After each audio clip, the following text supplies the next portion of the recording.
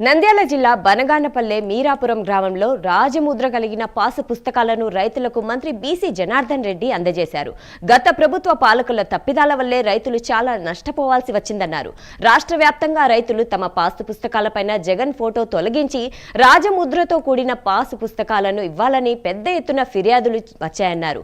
పరిస్థితిని గమనించిన సీఎం చంద్రబాబు రాజముద్రతో కూడిన పాసు పుస్తకాలను రైతులకు అందించారన్నారు. దాని మీదనే ఆధారపడి బతుకుతూ ఉండేటువంటి పొలాలను ఆ రోజు ఏ రాష్ట్రంలో లేని విధంగా నాడు కేవలం ప్రజల సొమ్ముతో 22,000 కోట్ల రూపాయలు 22 కోట్ల రూపాయలు ఖర్చు పెట్టి ఒక పబ్లిసిటీ పిచ్చితో, అంటే తల్లిదండ్రులు మనకిచ్చిన ఆస్తి, మన కష్టార్జితంతో పెంచుకున్న ఆస్తిని నాడు జగన్మోహన్ రెడ్డి గారు ఫోటోలు వేసుకున్నారు.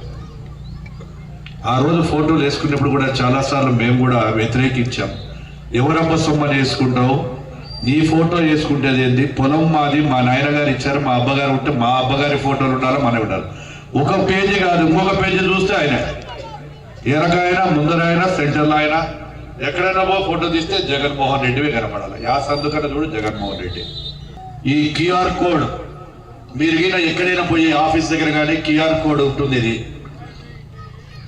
ఇది ప్రతి పేజీ మీద క్యూఆర్ కోడ్ ఉంటుంది. మనకు ఆ కోడ్ చూపిస్తే మీ పొలం ఎంత ఉంది, ఎక్కడ ఉంది, ఎవరి పేర్లు ఉన్నాయి, ఒక కంప్యూటర్ చూస్తే మీ ఫోన్లో కూడా పిల్లలు మీరు చూసుకోవచ్చు. వీళ్ళ ఫోన్లలో కూడా మీ ఫోన్లో కూడా దాని ఫోటో తీసి క్యూఆర్ కోడ్ కొడితే మీ పొలం ఎక్కడ, హద్దు ఎంత ఉంది, ఏమైనా రికార్డులు తారుమారు చేశారా, ఎవరైనా ఒక అధికారి, ఒక విఆర్ఓ, ఇంకొకరు ఎవరైనా చేస్తే